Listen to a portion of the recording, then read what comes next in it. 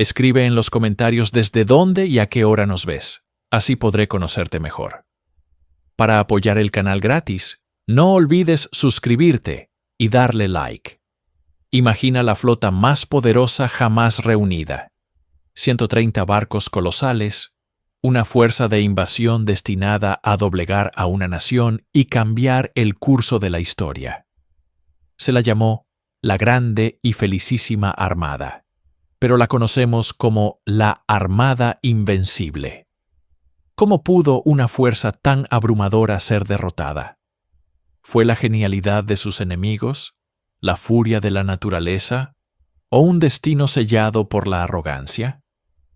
Hoy desvelamos la crónica de una catástrofe que redibujó el poder en los mares y forjó el destino de imperios. A finales del siglo XVI, el mundo era un tablero de ajedrez dominado por una superpotencia, el Imperio Español. Bajo el solemne y devoto Felipe II, España controlaba vastos territorios en Europa, las Américas y Asia, financiada por un torrente aparentemente inagotable de oro y plata de sus colonias. Madrid era el centro de un poder católico global, que se veía a sí mismo como el principal defensor de la fe verdadera contra la creciente marea del protestantismo. En el otro extremo del tablero se encontraba una nación insular, más pequeña y menos rica, pero audaz y ambiciosa, la Inglaterra de Isabel I. Isabel, la reina virgen, era la encarnación del desafío protestante. Su propio ascenso al trono fue un acto de desafío a la autoridad papal, y bajo su astuto liderazgo, Inglaterra estaba forjando una nueva identidad nacional, una que miraba hacia el mar en busca de su destino y prosperidad. El choque entre estos dos mundos era casi inevitable. No era simplemente una rivalidad entre naciones, sino una colisión de ideologías, economías y fes. Para Felipe, Isabel no solo era una monarca ilegítima, sino una hereje que apoyaba a rebeldes y piratas que amenazaban la estabilidad de su imperio. Para Isabel, Felipe representaba una tiranía religiosa y una amenaza existencial para la soberanía de Inglaterra. La tensión personal entre los dos monarcas, que en su día fueron cuñados, reflejaba la fractura de Europa. Él, el austero campeón de la contrarreforma; ella, la pragmática protectora de la reforma inglesa.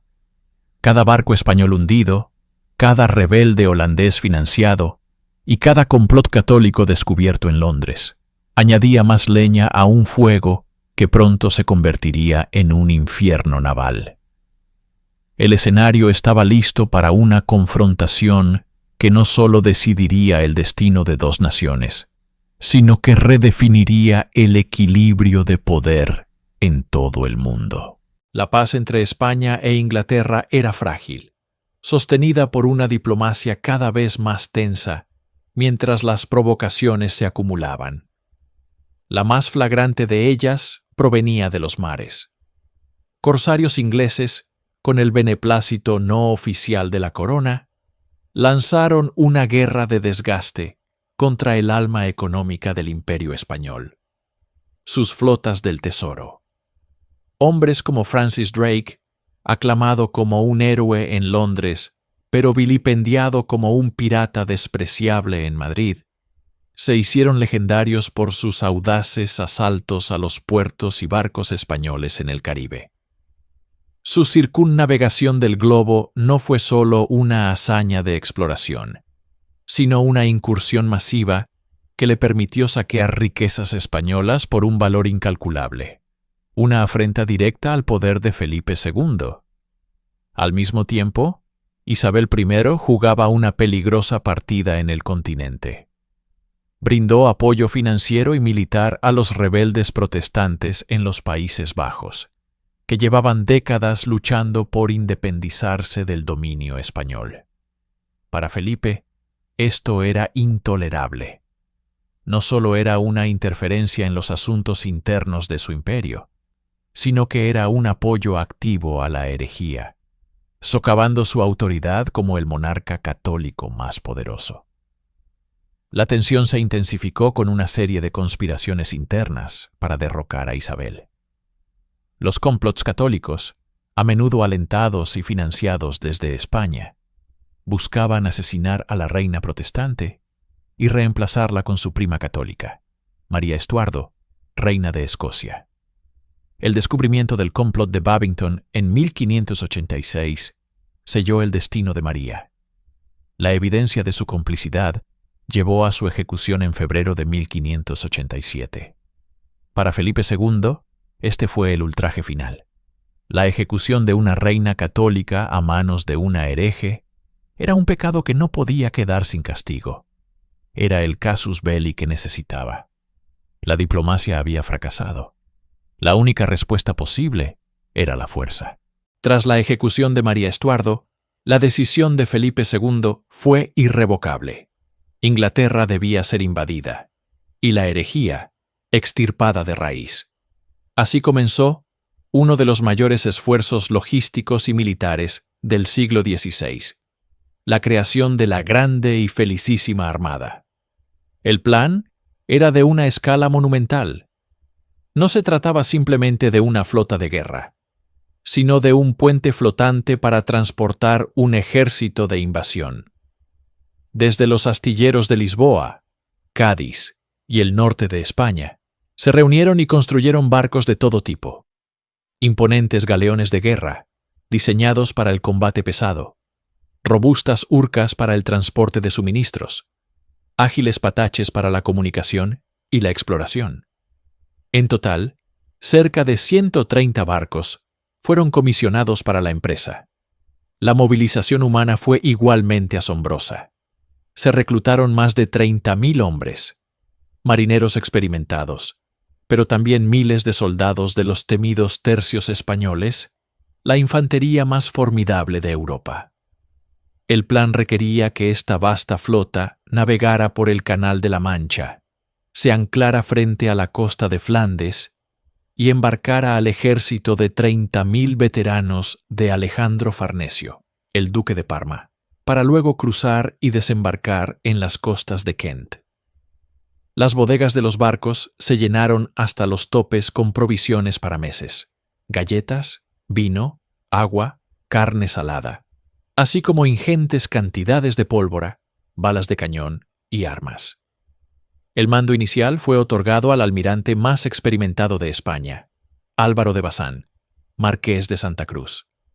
Sin embargo, su muerte inesperada a principios de 1588 obligó a Felipe a nombrar un sucesor, el duque de Medina Sidonia. Aunque era un noble leal y un excelente administrador, carecía de experiencia naval, una debilidad que podría resultar crucial. A pesar de todo, en mayo de 1588, la colosal flota, ya apodada la Invencible por la propaganda, zarpó de Lisboa. El destino de Inglaterra y el futuro religioso de Europa pendían de un hilo. Mientras la sombra de la Armada se cernía sobre el horizonte, Inglaterra se preparaba para la lucha de su vida. El pánico inicial dio paso a una febril actividad defensiva. Por todo el sur del país se encendieron almenaras en las colinas, un sistema de alerta temprana para señalar la llegada del enemigo. Se movilizaron milicias y se fortificaron las costas, pero todos sabían que la verdadera defensa de la isla residía en su armada. La Royal Navy inglesa no podía competir con la española en número de barcos grandes, ni en la cantidad de soldados a bordo. El plan español se basaba en el combate tradicional: acercarse, abordar y dejar que sus superiores soldados de infantería decidieran la batalla. Los ingleses, conscientes de esta desventaja, apostaron por una estrategia radicalmente diferente, basada en la innovación y la agilidad. Sus barcos, liderados por una nueva generación de galeones race-built, eran más bajos, más rápidos y mucho más maniobrables que los pesados y altos castillos flotantes españoles. Su principal ventaja, sin embargo, era la artillería. Estaban equipados con cañones de largo alcance y sus artilleros estaban entrenados para recargar y disparar mucho más rápido que sus homólogos españoles. El liderazgo de la flota recayó en Lord Howard de Effingham, un comandante noble y respetado, pero la verdadera experiencia provenía de sus vicealmirantes, hombres como Sir Francis Drake y John Hawkins, corsarios curtidos en 1000 batallas en el Atlántico. Su plan no era enfrentarse a la armada en un combate frontal, sino actuar como un enjambre de avispas.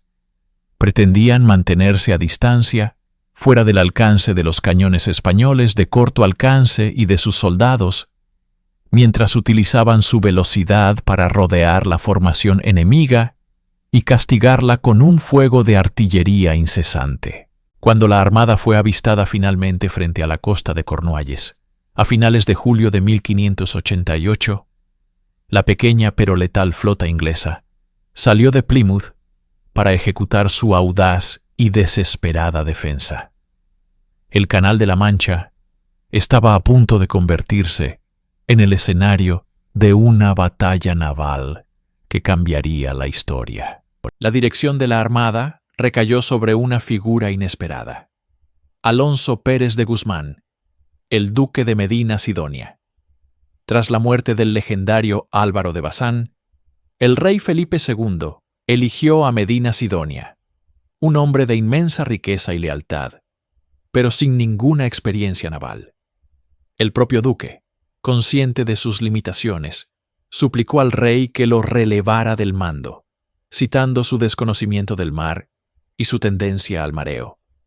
Sin embargo, el sentido del deber y la obediencia al monarca prevalecieron. Medina Sidonia era un organizador meticuloso y un administrador competente, cualidades que serían puestas a prueba hasta el límite, pero carecía del instinto y la audacia de un verdadero almirante. En el bando opuesto se encontraba su antítesis, Sir Francis Drake. Vicealmirante de la flota inglesa, Drake no era un noble, sino un corsario hecho a sí mismo, un marino brillante y despiadado que había dedicado su vida a saquear las posesiones españolas en el Nuevo Mundo. Para los españoles era el Drake, un pirata hereje. Para los ingleses, un héroe nacional. Conocía el Canal de la Mancha como la palma de su mano y entendía el combate naval de una manera que Medina Sidonia no podía. Su estrategia no se basaba en el abordaje tradicional español, sino en la artillería de largo alcance y la maniobrabilidad superior de sus barcos. Este choque de comandantes era un microcosmos de la batalla que se avecinaba, la rígida jerarquía y la fuerza bruta de un imperio establecido contra la agilidad, la innovación y la ferocidad de una nación insular emergente. El destino de Europa pendía del pulso entre el noble reacio y el pirata experimentado. El 28 de mayo de 1588, desde el puerto de Lisboa, la mayor flota jamás reunida en la historia de Europa occidental comenzó a hacerse a la mar. Era un espectáculo sobrecogedor. 130 naves, desde imponentes galeones de guerra hasta pesados urcas de transporte, formaban un bosque de mástiles que se extendía hasta donde alcanzaba la vista. A bordo viajaban casi 30.000 hombres, 19.000 soldados de los temidos tercios, 8.000 marineros experimentados y 2.000 remeros. La misión, bendecida por el Papa como una cruzada, llevaba consigo un fervor religioso palpable.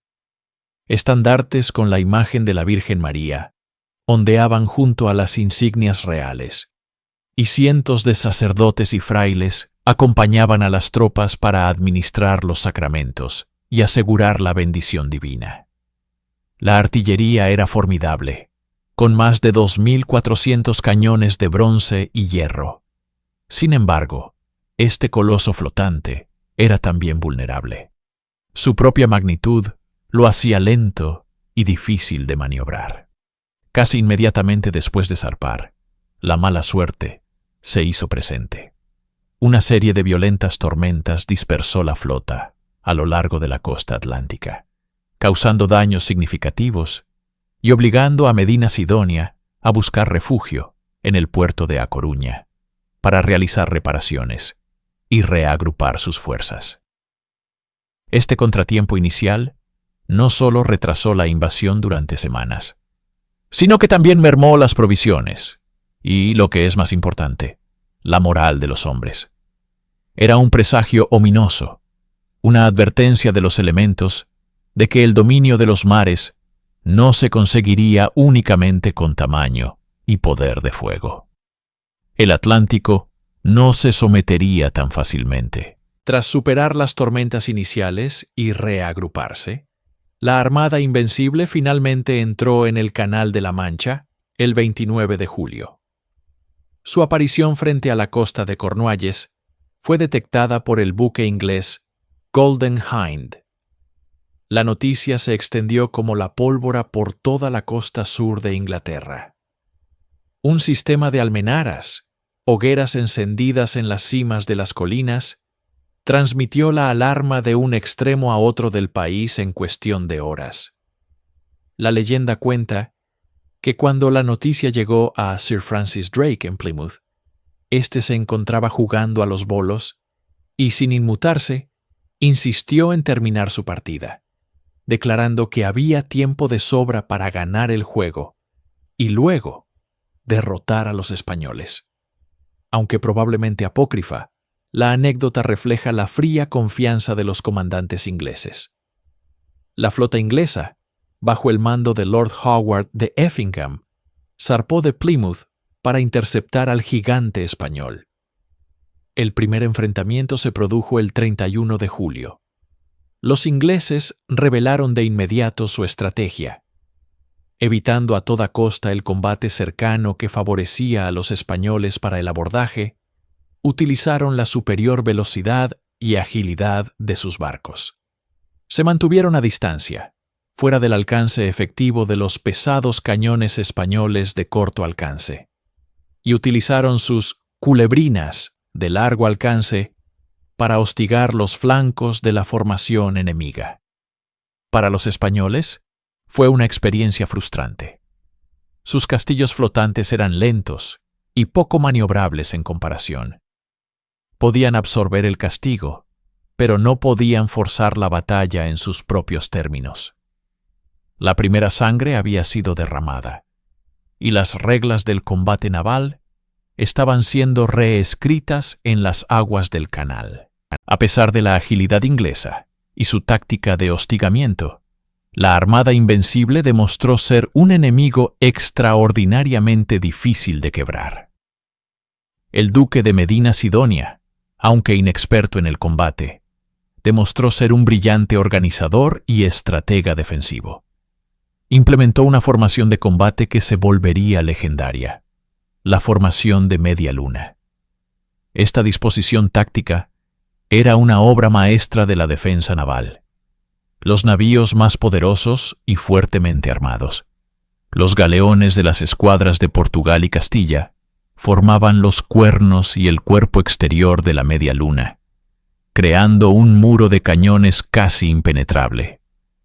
En el interior de este arco protector se resguardaban las naves más lentas y vulnerables, como las urcas de transporte que llevaban el grueso del ejército de invasión y los suministros vitales.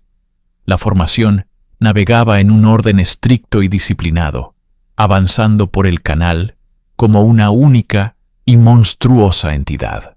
Para los ingleses, esta fortaleza flotante era un hueso duro de roer.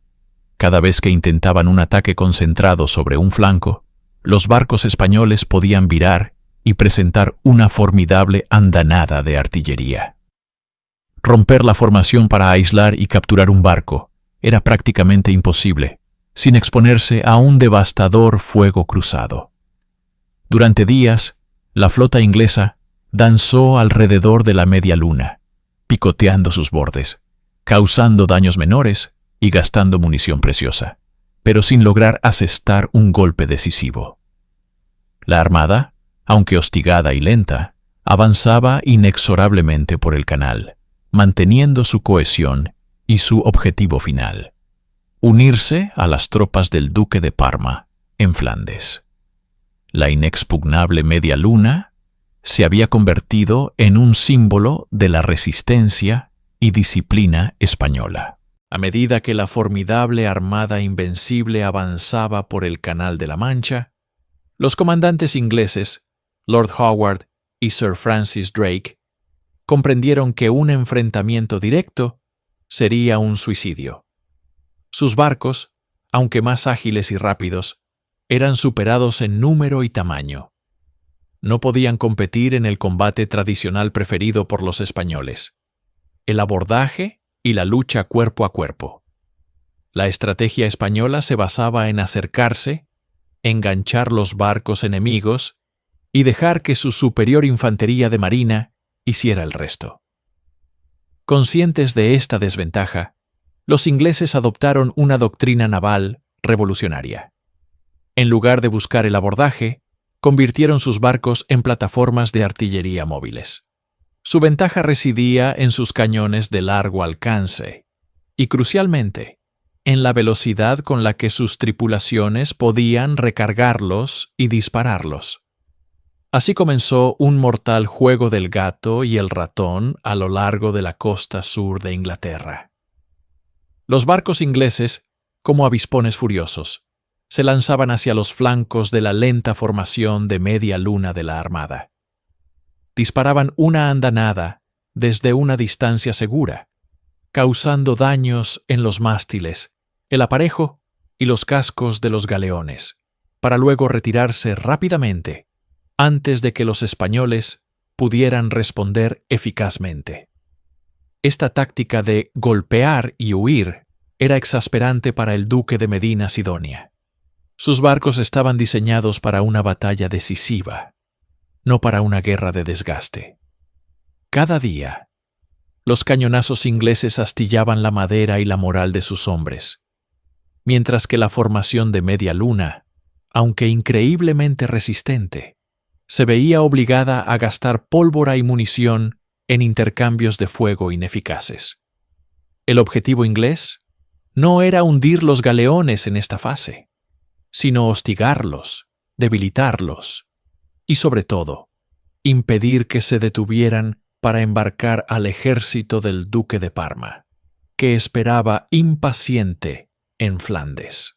El 6 de agosto de 1588, la Armada Invencible echó anclas en la costa de Calais. La formidable formación de Media Luna se había mantenido, a pesar del incesante hostigamiento inglés. El duque de Medina Sidonia estaba en una posición precaria.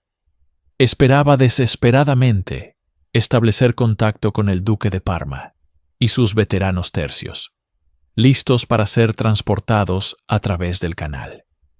Sin embargo, el puerto de aguas profundas más cercano estaba en manos holandesas, y los barcos de fondo plano necesarios para el transporte de tropas aún no estaban listos.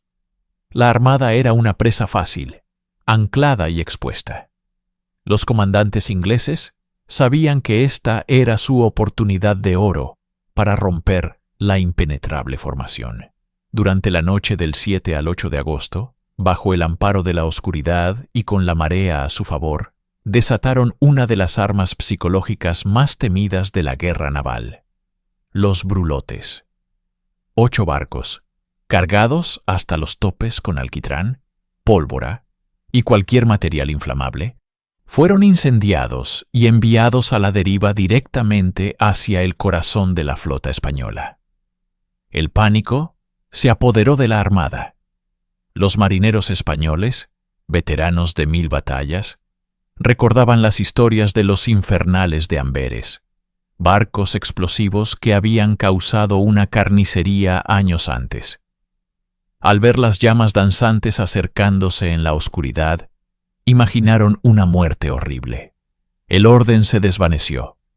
Los capitanes, en un acto de pura desesperación, dieron la orden de cortar los cables de las anclas para escapar del infierno que se avecinaba. En la caótica huida, los barcos chocaron entre sí, sufriendo daños y quedando a merced del viento y las corrientes. Al amanecer, la disciplinada e invencible formación de Media Luna ya no existía. La flota española estaba dispersa, desorganizada y a la deriva en el Mar del Norte, exactamente donde los ingleses la querían. Con la primera luz del 8 de agosto, la consecuencia de la noche de los brulotes fue brutalmente clara. La Armada española, despojada de su formidable formación defensiva, se encontraba dispersa y vulnerable frente a la costa de Gravelinas. El viento y la marea los empujaban inexorablemente hacia los peligrosos bancos de arena de Flandes. Para los ingleses, era el momento que habían estado esperando. Ahora podían abandonar sus tácticas de hostigamiento y lanzarse a un ataque total. Lo que siguió fue la batalla más intensa y decisiva de toda la campaña. Los barcos ingleses, más ágiles y con una cadencia de fuego muy superior, se abalanzaron sobre los desorganizados galeones españoles. A diferencia de los enfrentamientos anteriores, esta vez se acercaron a quemarropa, desatando andanadas devastadoras que destrozaban los gruesos cascos de roble de los barcos españoles. El humo de los cañones cubrió el mar y el aire se llenó con el estruendo de la artillería, el crujido de la madera y los gritos de los hombres. La superioridad de la artillería inglesa fue abrumadora.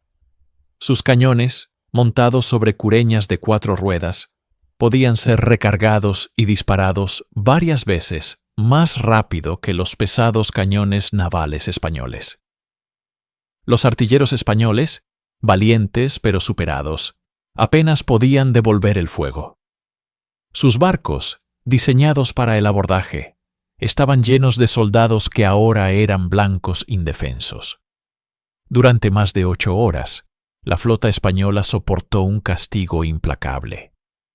Galeones como el San Felipe y el San Mateo quedaron desarbolados y acribillados, con sus cubiertas de sangre. Aunque los españoles lucharon con una valentía legendaria, la batalla se convirtió en una masacre.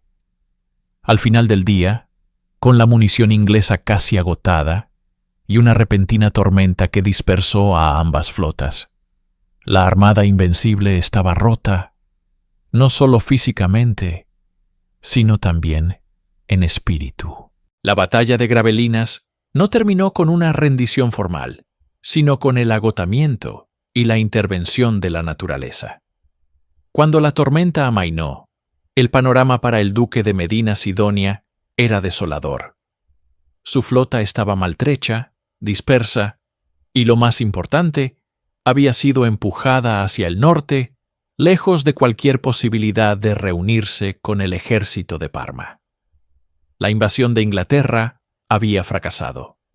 El sueño de Felipe II se había hecho añicos contra los cascos de los barcos ingleses y la furia del mar. Con la formación rota, la moral de las tripulaciones se desplomó. Los hombres estaban exhaustos por semanas de tensión y combate. Las raciones de comida y agua comenzaban a escasear peligrosamente, y las enfermedades como el escorbuto y el tifus se extendían por las cubiertas abarrotadas. Los barcos estaban gravemente dañados, muchos de ellos haciendo agua y con sus mástiles y aparejos destrozados, lo que los hacía casi ingobernables. Medina Sidonia tomó la única decisión posible, aunque era una sentencia de muerte para muchos: renunciar al Canal de la Mancha e intentar regresar a España, circunnavegando Escocia e Irlanda. La flota inglesa, también baja de municiones y suministros, lo siguió hacia el norte durante unos días para asegurarse de que no intentaran regresar. Pero el verdadero enemigo de la Armada ya no era la marina de la reina Isabel. Su nuevo adversario era el implacable Océano Atlántico Norte. Mientras los barcos españoles se adentraban en aguas desconocidas y traicioneras, Un poderoso viento del sur, que los ingleses llamarían el viento protestante, comenzó a soplar, empujándolos aún más hacia su terrible destino.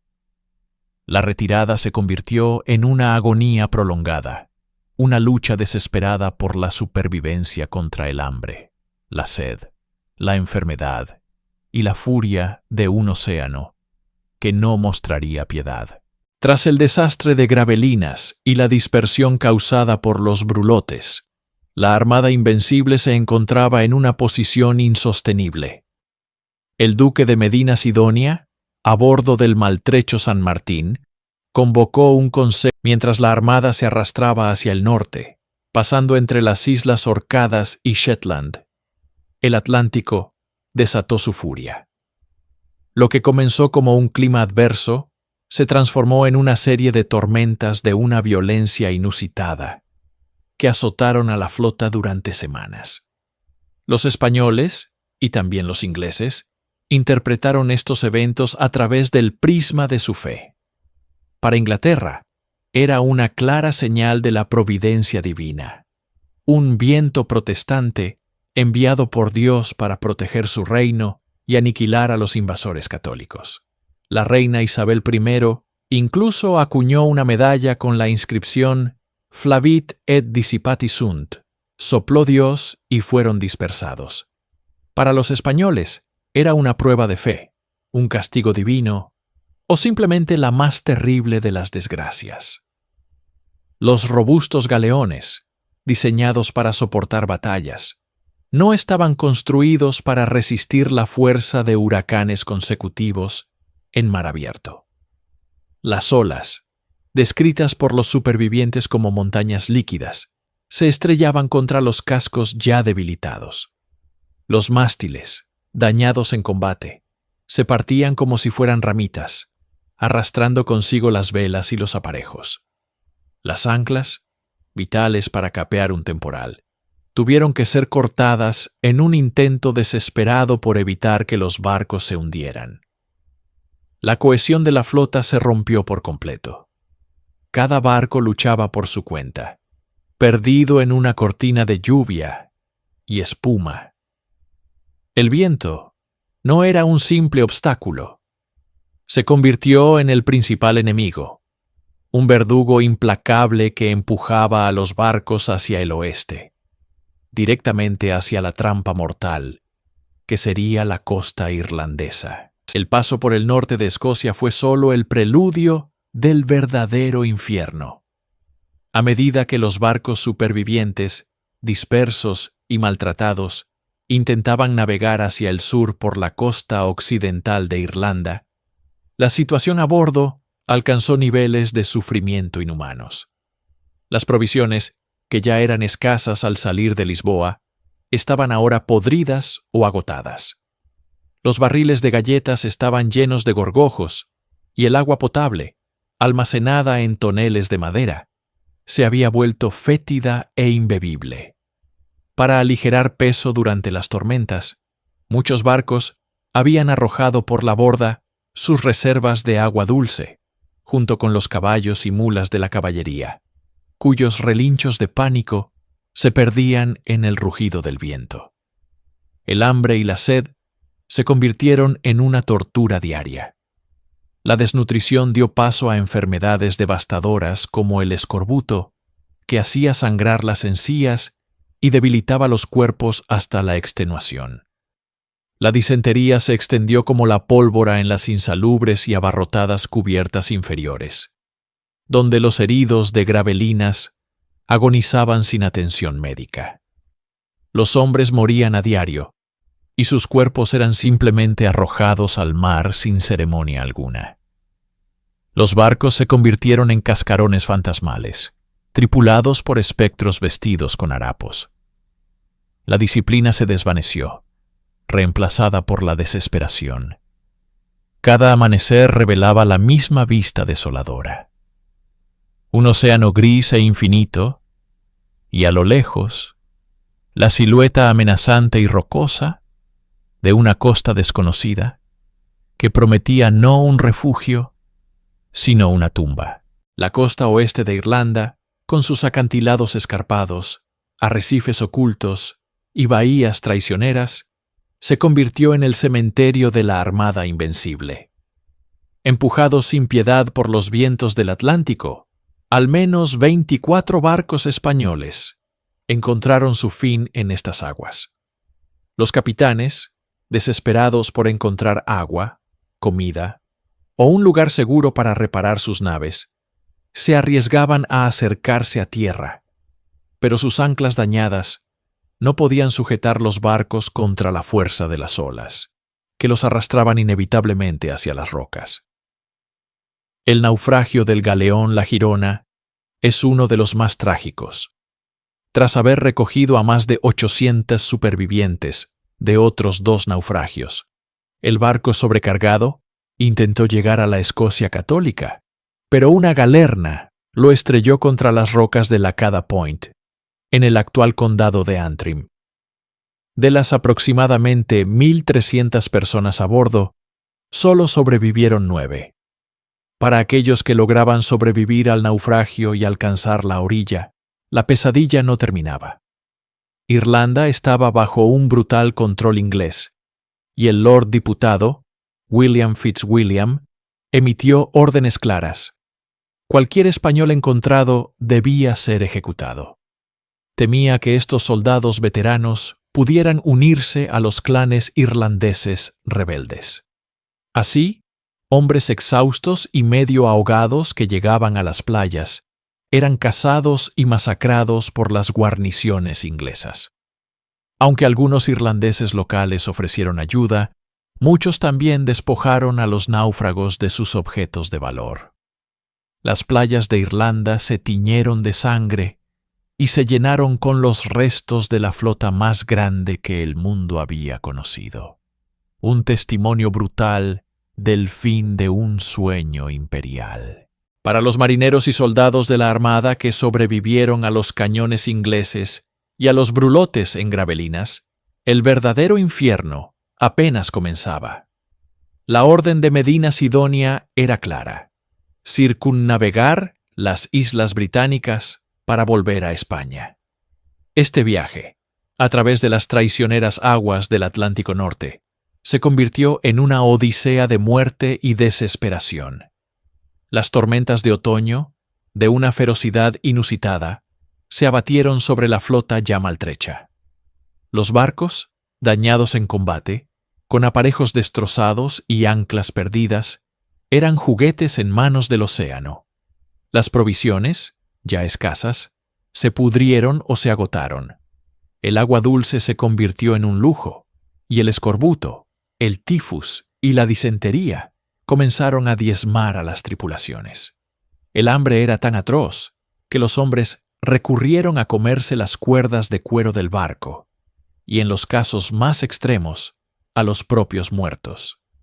La costa oeste de Irlanda, una tierra de acantilados escarpados y rocas afiladas, se convirtió en el cementerio de la Armada. Decenas de barcos, incapaces de luchar contra los vientos, fueron arrojados contra las rocas y hechos pedazos. Para aquellos que lograron llegar a la orilla, el destino no fue más amable. Muchos se ahogaron en el oleaje. Otros, exhaustos y desarmados, fueron recibidos por la hostilidad de las guarniciones inglesas estacionadas en Irlanda. El Lord Diputado de Irlanda, William Fitzwilliam, emitió órdenes estrictas de no dar cuartel. Miles de supervivientes españoles fueron masacrados sistemáticamente en las playas y campos irlandeses. Unos pocos afortunados encontraron refugio entre algunos clanes irlandeses católicos, pero eran la excepción. El largo y tortuoso camino a casa se había convertido en una trampa mortal, un epílogo brutal para una empresa que nació en la gloria y terminó en una tragedia anónima en costas lejanas. A finales de septiembre de 1588, los primeros barcos de la Gran Armada comenzaron a aparecer en el horizonte de los puertos del norte de España, como Santander y Laredo. pero no era el regreso triunfal que la nación había estado esperando.